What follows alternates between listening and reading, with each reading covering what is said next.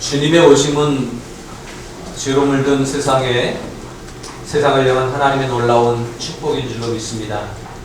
죄로 인해 망할 수밖에 없는 우리들에게 새로운 삶의 기회를 허락해 주시는 하나님의 은혜인 줄로 믿습니다. 그러므로 이 놀라운 축복, 놀라운 은혜를 마음 중심으로 잘 받고 우리 삶 가운데서 주님을 잘 영접함으로 은혜와 축복을 풍성히 누릴 수 있는 우리 모두가 되었으면 좋겠습니다. 그래서 주님을 잘 맞이해야 되겠는데 주님을 어떻게 맞이할까? 어떻게 주님을 맞이할 준비를 하는가에 따라서 주님을 만날 수도 있고 맞이할 수도 있고 아니면 주님의 오심과 나의 삶과는 관계가 없는 삶이 될 수도 있지 않을까 생각을 합니다. 그래서 주님을 잘 맞이하되 어떻게 준비하고 주님을 맞이하면 좋을까 하는 생각을 하면서 오늘 말씀을 드리면 좋겠습니다. 그래서 말씀을 들은 대로 잘 순종하고 실천해서 우리 모두 주님을 잘 맞이하고 우리의 삶에 하나님이 주시고자 하는 축복이 우리의 삶 가운데 하나님이 베풀어 주시고자 하는 은혜와 새로운 기회와 은총이 가득하게 넘치기를 주님의 이름으로 축복합니다. 이렇게 주님을 맞이하고 영접한다고 하는 것도 굉장히 중요한 일이고 그것을 잘 준비해서 맞이해야 되는데 세례 요한을 먼저 하나님이 보내셔서 예수님 앞에서 먼저 활동하게 하셨고 세례 요한을 통해서 예수님을 맞이할 수 있도록 유대인들에게 선포를 합니다. 그래서 세례 요한이 예수님의 사역을 시작하시기 전에 이미 활동을 하면서 하나님이 메시아를 보내실 텐데 그 메시아를 맞이하려면 준비해야 된다. 그런 말씀을 선포합니다. 특별히 이사야 선지자의 예언의 말씀을 중심으로 해서 말씀을 선포하고 있는데요. 오늘 본문에 보면 5절에 모든 골짜기가 메워지고 모든 산과 작은 산이 낮아지고 굽은 것이 곧아지고 험한 길이 평탄하여질 것이요 라고 말씀합니다. 이것은 메시아가 오셨을 때 이 세상에서 일어날 일에 대한 그러한 말씀입니다. 이게 마치 무슨 건설 공사 현장의 모습같이 보여지죠? 예? 골짜기를 메우고 산을 깎고 길을 걷게 하고 그런 것 같은데 우리의 삶 가운데 이 험한 세상 가운데 이런 일들이 우리의 개인의 삶 가운데 이런 일들이 일어날 것이다 라고 하는 그런 말씀입니다. 무슨 말씀이냐면 모든 골짜기가 메워진다라고 하는 얘기는 아마도 우리의 힘들고 어려운 상황 가운데서 가난의 골짜기를 지나고 질병의 골짜기를 지나고 있는 우리들에게 주님이 오시면 그 골짜기가 메워져서 조금 더 건강하게 조금 더 힘있게 살아갈 수 있는 길이 열릴 것이다 라고 하는 말씀으로 이해하는 것이 맞을 것 같습니다. 모든 산과 작은 산이 낮아지고 라고 하는 말씀이 있는데 이 말씀처럼 우리가 넘지 못할 산, 우리가 쳐다보기도 어려운 큰 문제들, 이러한 문제들이 주님이 오심으로 말미암아 우리가 넘볼 수 있게 되고 또 더 나아가서 정복할 수 있게 되고 넘지 못할 산이 아니라 충분히 넘어갈 수 있는 산으로 하나님이 역사해 주신다라고 하는 말씀이에요. 그래서 우리가 나는 안 돼, 나는 못해 라고 했던 것들이 주님의 은혜로 말미암아 주님이 주시는 힘으로 말미암아 감당할 수 있는 은혜와 축복들이 있게 될 것입니다.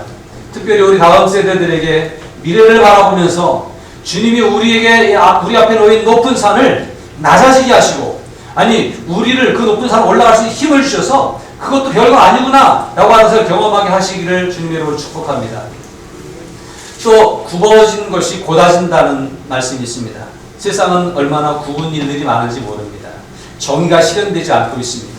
그래서 다 삐뚤어진 길로 행하고 있고 이건 아닌데 라고 싶은 일들이 우리 안에 얼마나 많이 벌어지고 있는지 모릅니다. 그러나 주님이 오셔서 통치하시고 다스리실 때에 그 굽어진 것들이 곧아지고 그 불합리한 것들이 정의롭고 온전하게 이루어질 수 있게 될 것입니다. 주님의 오심이 바로 이런 일들을 이루게 될 것입니다. 험한 길이 평탄해질 것입니다. 인생은 고난의 연속입니다. 힘들고 어려운 일들이 많습니다. 그러나 그 고난의 연속 속에서도 주님이 함께 계시면 그 고난이 고난으로 여겨지지 않고 걸어갈 수 있게 하고 지나가고 나서 나는 형통한 길을 걸어간다라고 고백하게 하실 줄로 믿습니다. 제 삶을 보면 또 제 목회 현장을 보면 하나님이 늘 함께 하셔서 힘들고 어려운 일들이 없지 않았겠지만 힘들다고 느끼지 않고 꿋꿋하게 여기까지 오게 된 것 같습니다. 이런 일들이 주님의 오심으로 말미암아 여러분 모두에게도 일어나기를 주님의 이름으로 축복합니다. 모든 골짜기가 메워지는 역사가, 높은 산이 낮아지게 되는 역사가, 그리고 굽어진 것들이 바로 펴질 뿐만 아니라 우리가 가는 길이 순조롭고 평탄한 길로 펼쳐질 수 있는 일들이 예수님의 오심을 통해서 예수님을 마음속 깊은 곳에 영접함으로 말미암아 우리의 삶 가운데 일어나게 될 줄로 믿습니다. 그래서 메시아의 오심은 참 중요한 거예요. 얼마나 살기가 힘듭니까? 얼마나 세상이 어렵습니까? 그런데 주님이 오시면 다 살기 어렵다고 하지만 주님을 영접한 사람들은 살기 어렵지 않은 거예요. 주님이 오시면 주님을 영접한 사람에게는 다 고통스럽고 어렵다고 하지만 그러나 능히 감당할 수 있게 되는 거예요. 이것이 믿음의 능력이고 주님의 함께 하심의 능력인 줄로 믿습니다.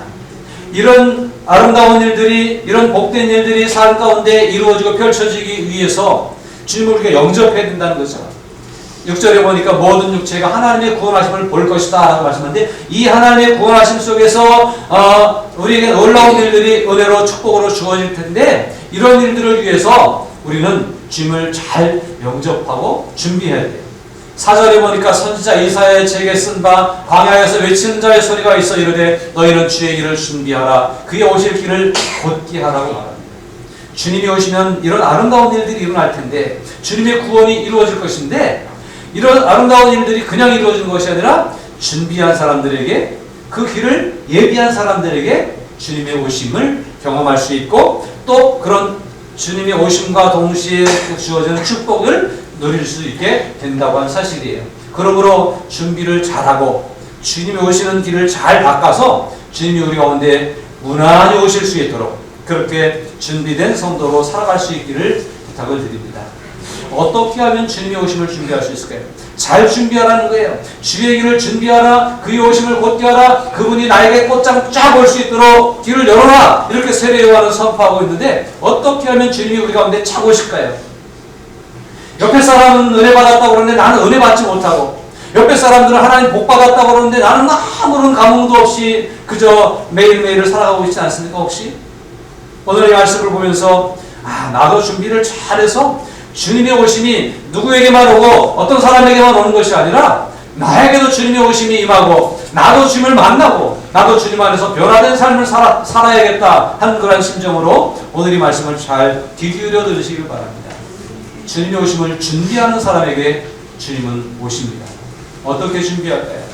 오늘 요한은 이사야 선지자의 말씀을 인용해서 선포하면서 주님이 오실 것입니다. 주님이 오시면 이런 일이 일어납니다. 주님이 오심을 준비하는 사람에게 주님은 이렇게 오셔서 역사하실 것입니다 라고 선포하면서 앞에서 이렇게 말씀하고 있습니다. 3절에 요한이 요단강 부근 각처에 와서 죄사함을 받게 하는 회개의 세례를 전파하니, 요한이 전파한 핵심 메시지를 요약하고 축약해서 한마디로 말하면 요한이 선포한 메시지는 회개의 세례였습니다. 요한이 주님의 오심을 미리 준비하기 위해서 앞서 와서 예수님이 오실 것입니다, 메시아를 맞을 준비를 하십시오라고 선포하는데, 그 선포하는 내용의 핵심 메시지는 회개하라는 거예요. 다시 말하면 회개하는 사람에게 주님이 오실 수 있다는 거예요. 회개하는 사람만이 주님을 영접할 수 있고 회개하는 사람만이 주님의 은혜를 경험할 수가 있다라고 하는 사실이에요. 여러분 회개하십시오. 요한이 강력하게 선포한 메시지는 회개하라는 거예요. 회개하고 세례를 받고 새 삶을 살아가야 된다는 거예요. 회개한 사람에게 주의 복음이 들어오고 회개한 사람에게 주님의 역사가 임하게 된다고 하는 사실을 말씀하고 있습니다. 그러므로 요한이 선포한 회개에 대한 선포, 회개의 말씀, 회개하라 천국이 가까웠느니라 라고 하는 이 말씀을 우리는 귀 기울여 듣고 마음에 새겨야 될 것입니다. 예수님도 요한에게 세례를 받고 이제 그 공생의 사역을 시작하시는데 첫 번째 선포하신 말씀이 무슨 말씀이에요? 요한이 선포한 것과 똑같아요. 회개하라 천국이 가까웠느니라. 주님이 지금부터 전하는 말씀은 천국에 대한 말씀을 전하는 거예요. 주님이 지금부터 행하시는 모습은 천국에서 일어날 일을 행하실 거예요. 그런데 이것을 보고 이것을 듣기 위해서는 먼저 회개라고 하는 선행적인 사건이 있어야 된다는 거예요. 우리가 예수를 믿는다고 하는 것은 그냥 예수님이 나의 구주이십니다. 예수님 나 위해 죽으셨습니다. 라고 하는 것을 믿는 것으로 끝나는 게 아니라 예수님이 나를 위해 죽으셨다고 하는 사실을 믿음과 동시에 내가 내 죄가 사해졌다고 하는 것을 고백할 뿐만 아니라 주님 나는 죄인이었습니다. 지금도 난 여전히 죄 짓고 있습니다. 그래서 자신의 죄를 고백하고 회개하며 겸손히 엎드릴 때 주님의 죄사함의 역사가 우리 가운데 임하게 됩니다. 자신의 죄를 고백하지 않는 이에게 하나님의 죄사함은 작용되지 않습니다. 자신의 죄를 인정하고 고백하고 나는 죄인이라고 인정하고 나의 죄를 어떻게 할까 고민하다가 주 앞에 쏟아놓고 털어놓을 때 주님이 싹 지워주시고 새 마음과 새 삶을 살게 하시는 것이죠. 그러므로 회개의 모습이 우리 가운데 진정 회복될 수 있기를 주님의 이름으로 축복합니다. 어떻게 회개한다고 하는 것, 회개하라고 하는 말씀은 무엇을 회개하라는 거예요? 우리가 회개해야 되는데 먼저 영적인 교만함이 우리 가운데 있음을 회개해야 됩니다. 영적 교만함이라고 하는 것은 이미 믿는 사람들에게 해당되는 말씀이에요. 믿지 않는 사람들은 영적인 교만할 수가 없죠. 그러나 이미 우리는 믿고 있기 때문에 더 조심해야 되는데 그것은 우리도 모르게 영적인 교만함에 빠질 수가 있다라고 하는 거예요. 내가 얼마 동안 믿었는데, 내가 평생 동안 예수 믿었는데, 내가 30년 동안 40년 동안 교회 다녔는데, 내가 이런 직분을 가졌는데 라고 하는 것들이 우리를 영적인 교만에 빠지게 하고 그것이 우리를 타성해졌게 하고 그것이 우리를 죄에 물들게 하고 있다고 하는 사실이에요. 여전히 신앙생활하고 있는데, 여전히 교회 다니고 있는데, 여전히 주일 예배에 참여하고 있는데 우리는 여전히 죄의 굴레를 벗어나지 못하는 것은 또다시 영적 교만의 죄를 짓고 있기 때문에 그렇습니다. 목사는 회개하지 않아도 될까요? 여러분들이 가진 직분 때문에, 여러분들이 감당하고 있는 봉사의 섬김과 수고 때문에 회개하지 않아도 될까요? 여러분들이 그동안 쭉 믿어온 결과 때문에 회개할 일이 없을까요? 그리고 하나님 앞에 설 때에 거룩하신 완벽하게 온전하시고 거룩하신 주님 앞에 설 때에 나의 부족함과 허물 많음을 고백하고 엎드려서 겸손한 모습으로 엎드릴 때에 주님은 우리의 죄를 사해 주실 것입니다. 그러므로 우리도 모르게 우리에게 찾아오는 영적 교만함을 우리는 벗어버려야 됩니다. 나는 믿는 가정에서 태어났어요. 나는 예수님을 떠나본 적이 한 번도 없어요. 그래서 어쩌라는 얘기예요. 그래도 회개해야 되는 줄을 기억하시기 바랍니다. 내가 어떤 직분을 가졌든, 내가 그동안 쌓아온 복로가 어떻든, 내가 옛날에 주님을 어떻게 섬겼든, 내가 어떻게 해서 교회를 세웠고, 내가 어떻게 해서 하나님께 수고했고 봉사했고, 내가 어떤 위대하고 귀한 일들 감당했고 관계없이 오늘 주님 앞에 회개할 줄 아는 성도가 주님을 만날 수 있는 거예요. 옛날에 만났던 주님 상관없습니다.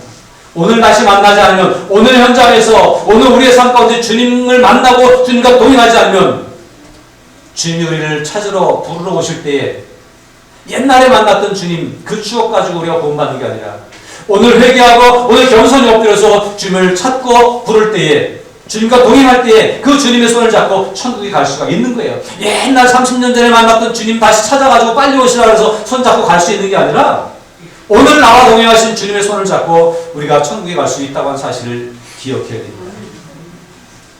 오늘 말씀 보십시오.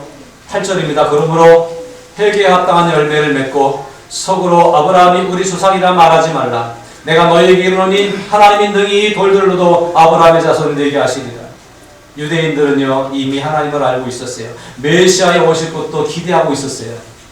그런데 그들 마음 가운데 메시아가 속히 올 수 없었던 이유 중에 하나는 아직도 준비되지 않았기 때문에 그랬어요. 여전히 우리는 아브라함의 자손이야 라고 하는 영적인 자만심 때문에 여전히 범죄하면서도 우리는 아브라함의 자손이야, 여전히 사악해 살면서도 우리는 아브라함의 자손이야, 우리는 그 혈통 때문에 구원받을 거야 라고 생각했던 잘못된 모습들이 그들에게 있었던 것입니다.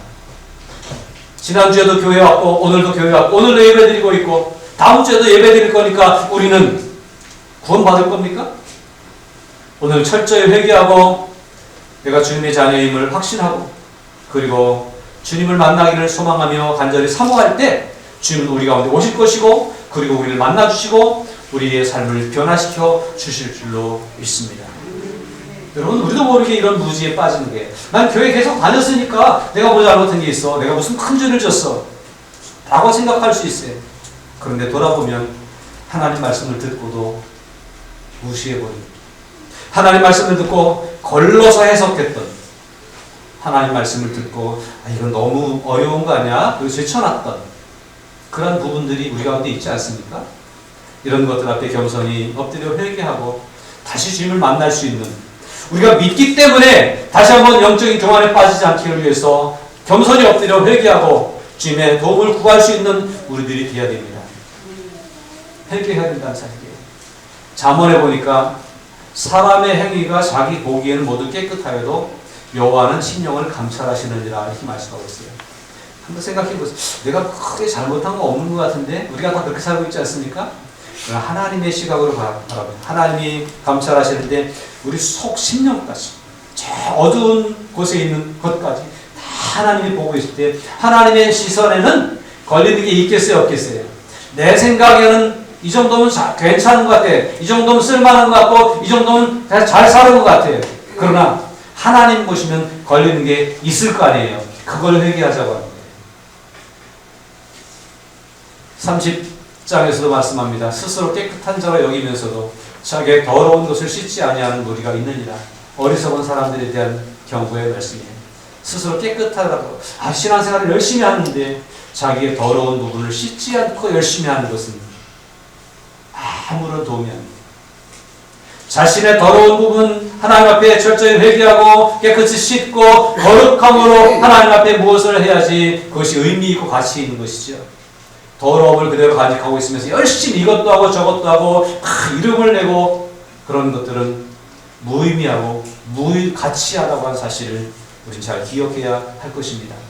그러므로 우리도 모르게 찾아오 들어온 우리의 영적 교만함, 스스로 우리는 아브라함의 자손이야 라고 말했던 유대인들처럼 내가 신앙생활이 몇 년인데 이것쯤이야, 내가 이런 사람인데 이 정도쯤이야 라고 생각했던 그러한 모습들에서 다시 내려가서 철저히 바닥으로 내려가서 다시 주님을 찾고 주님을 만나기를 원하며 나도 모르게 내가 알지 못하는 사이에 지은 죄까지도 하나님 앞에 쏟아놓고 그리고 주님의 시각에 시선에 합당한 삶이 될 수 있기 위해서 겸손히 회개할 수 있는 우리 모두가 되기를 바랍니다. 겸손한 자에게 주님은 함께 계십니다. 내가 이것도 했어요, 나 이런 사람이에요 라고 교만한 사람들을 하나님은 제쳐놓으시고요, 아무것도 아니라고 자신을 낮추고 겸손하게 엎드리는 사람들에게 주님 찾아오시고 만나주시고 그를 들어서 사용하시는 것을 경험하게 될 줄로 믿습니다. 그러므로 영적인 교만함을 철저히 회개할 수 있는 모습으로 주님의 오심을 준비하는 성도가 되시기를 바랍니다. 두 번째로 우리의 삶에서 구체적인 열매를 맺어야 한다는 사실이에요. 같은 말씀입니다만 8절에 그러므로 회개에 합당한 열매를 맺고 속으로 아브라함이 우리 조상이라 말하지 말라. 내가 너희에게 이르노니 하나님이 능히 돌들로도 아브라함의 자손이 되게 하시리라 말씀합니다. 아브라함의 자손인 것만으로는 안 되고요, 회개하고 회개에 합당한 그리스도인다운 삶을 살아가는 것이 필요하다고 하는 거예요. 교회 다니는 것만으로는 안 되고 교회 다니는 사람답게 살아야 된다는 거예요. 예수 믿는다고 고백하는 것만으로 안 되고 예수 믿는 사람다운 삶이 우리 안에 필요하다는 거예요. 여러분의 직장에서, 여러분의 학교에서, 여러분의 삶의 현장 가운데서, 가정에서도 믿음의 사람답게 행동해야 되는 거예요. 특별히 오늘 세례요한이 사람들 앞에 지적하고 있는 부분은 오늘 세상이 물질 만능주의 시대로 흘러가고 있기 때문에 물질과 연관된 말씀들을 지적하고 있습니다. 여러분, 사람들이 와서 우리가 어떻게 하면 되겠습니까? 회개하십시오. 회개에 합당한 열매를 맺으십시오. 도끼가 나무뿌리에 놓였습니다. 곧 주님이 찍어서 불에 던질 수 있습니다. 당장 회개하지 않으면 나갈 겁니다. 라고 강력하게 선포하는 세례 요한의 선포 앞에 사람들이 두렵고 떨리는 마음으로 와서 고백합니다. 우리가 어떻게 하면 좋겠습니까? 무리들이 와서 고백합니다. 그때 그 무리들에게 세례 요한이 이렇게 가르칩니다. 11절입니다. 대답하여 이르되 옷 2벌 있는 자는 옷 없는 자에게 나눠줄 것이요 먹을 것이 있는 자도 그렇게 할 것이니라 하고, 많은 사람들이 우리가 어떻게 하면 회개에 합당한 열매를 낼 수 있습니까? 우리가 뭘 해야 됩니까?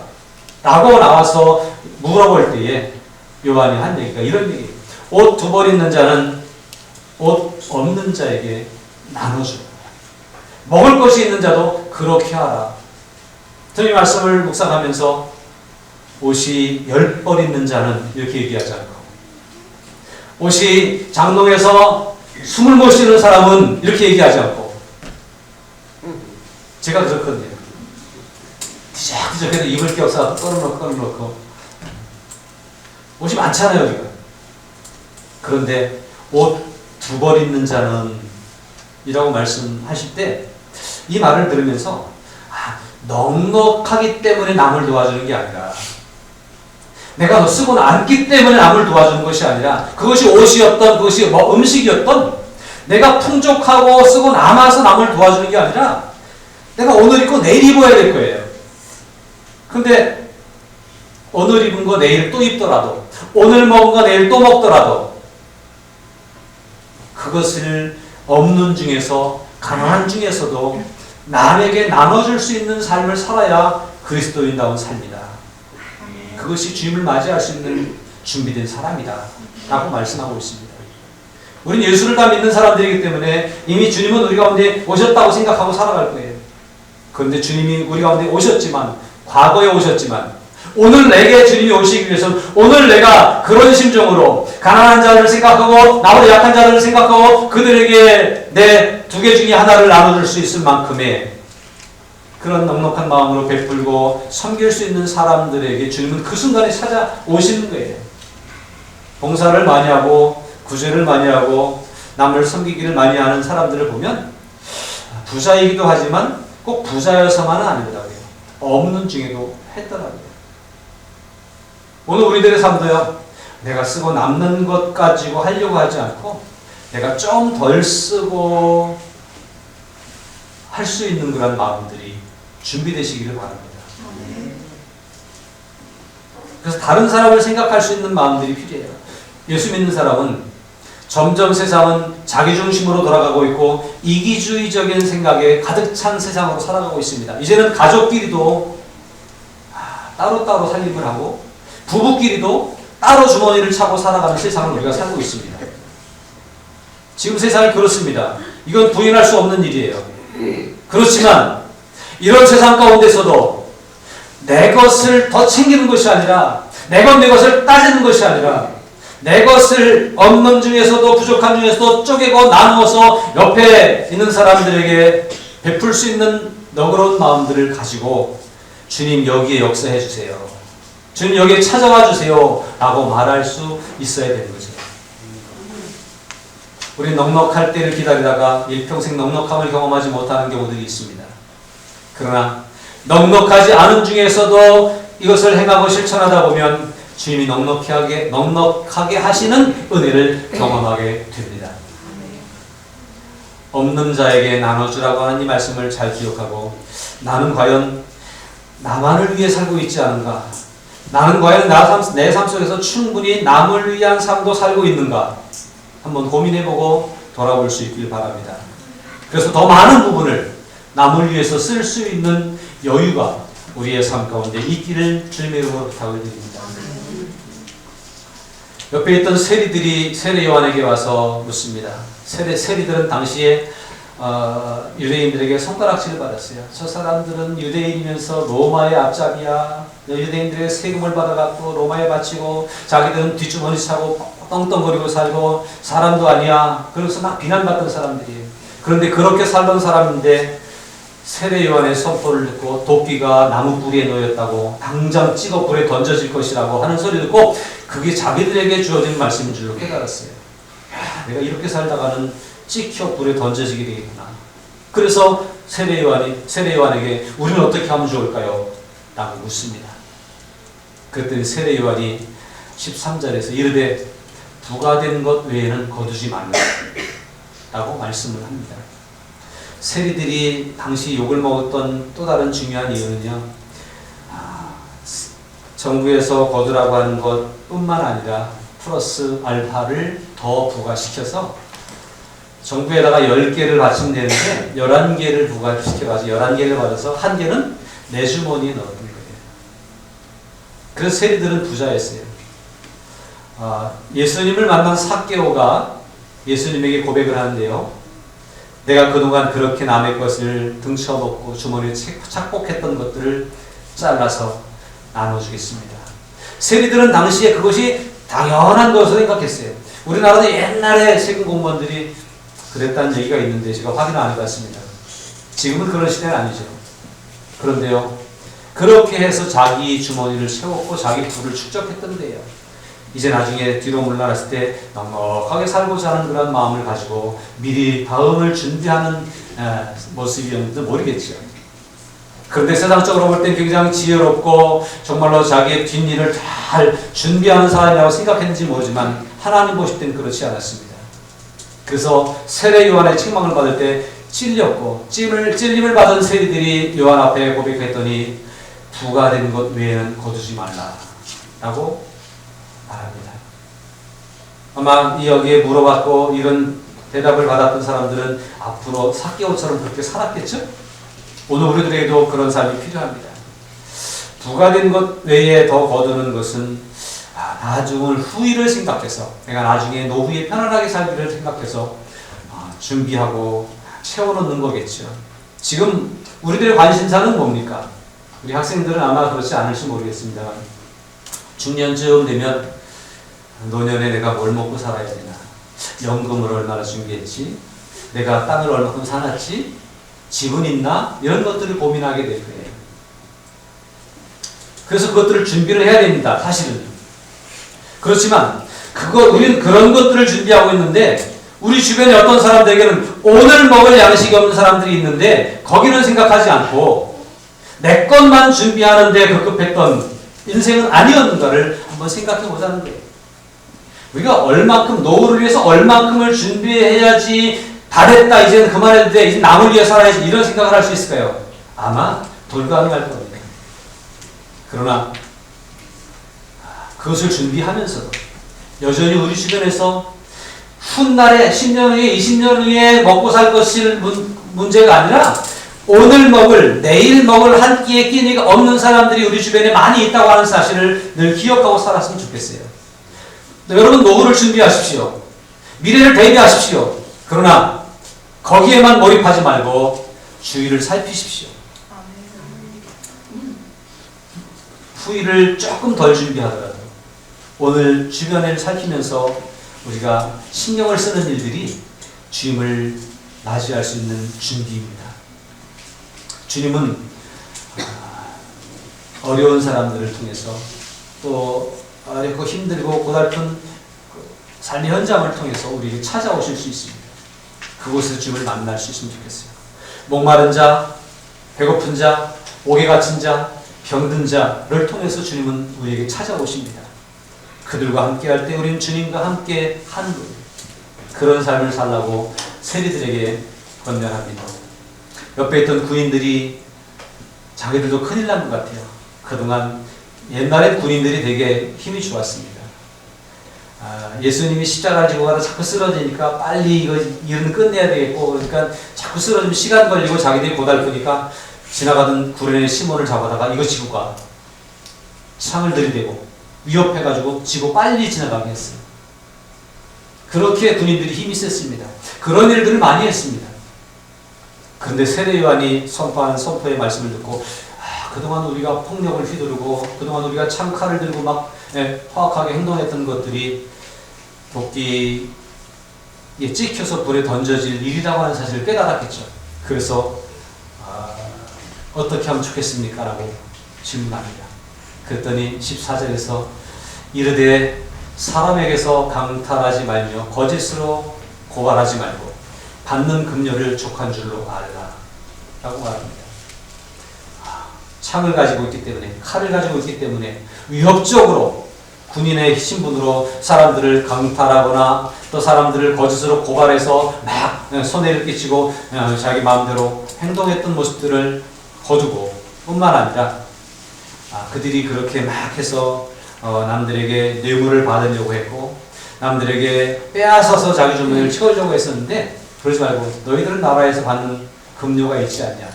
받는 급료를 족한 줄로 알라라고 이렇게 말씀합니다. 여러분, 무엇으로 우리의 마음을 다 가득 채울 수 있을까요? 얼만큼 벌면, 우리가 얼만큼 소유하면 우리의 마음이 이 정도면 됐다라고 생각할 수 있을까요?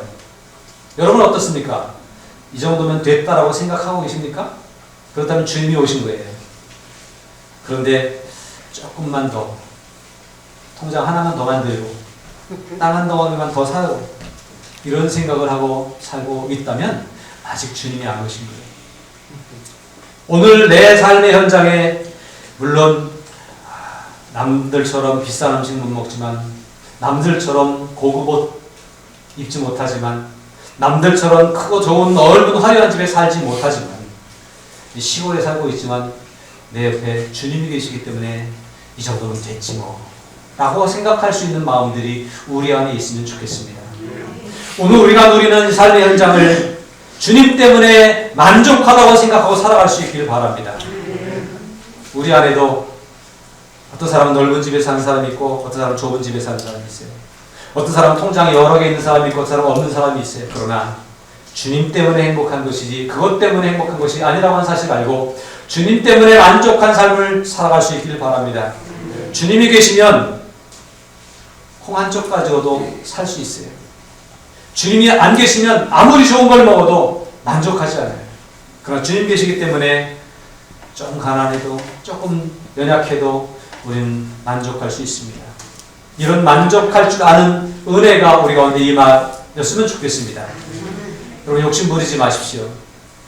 디모데전서에서는 이렇게 우리에게 가르쳐주고 있습니다. 그러나 자족하는 마음이 있으면 경건은 큰 이익이 되느니라.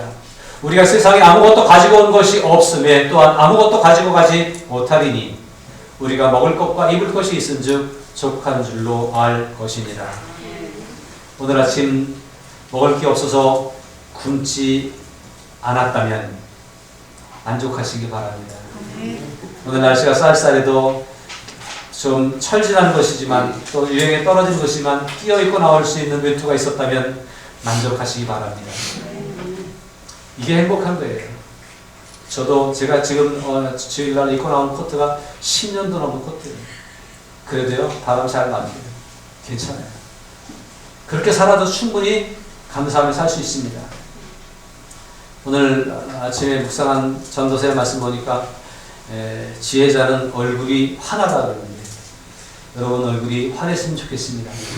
주님 바라봄으로 주님을 잘 준비함으로 회개함으로 그리고 회개에 합당한 삶을 살아감으로 우리가 넉넉하고 만족할 줄 알고 늘 얼굴이 환한 삶을 살아갈 수 있는 저와 여러분들이 됐으면 좋겠습니다.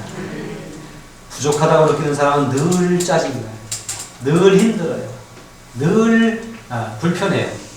그러나 만족하다고 생각하는 사람은 늘 행복해요. 늘 감사해요. 늘 충만해요. 주님 안에 살아가는 여러분들이 늘 은혜 충만함으로 살아갈 수 있기를 축복합니다. 주님 때문에 만족하다고 생각할 수 있기를 바랍니다. 우리가 앞으로 나아가야 될 미래가 불투명하지만 주님이 함께 계시면 오늘을 사는 것처럼 그날도 살 수 있을 줄로 믿습니다. 그래서 이렇게 준비된 모습으로 주님이 오시기를 기대하고 주님이 오셔서 늘 주님과 동행하는 만족하는 삶을 살아가는 저와 여러분들이 될 수 있기를 주님의 이름으로 부탁을 드립니다.